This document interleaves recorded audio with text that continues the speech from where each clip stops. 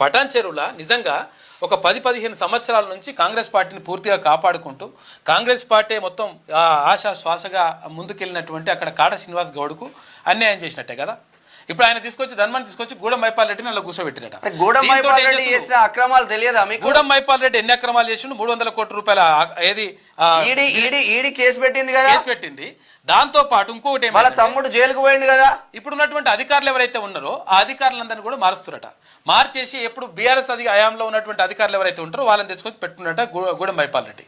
దీంతో ఏమైతుంది, అక్కడ కాడ శ్రీనివాస్ గౌడ్ని మొత్తం కూడా అక్కడ జీరో చేస్తున్నారు.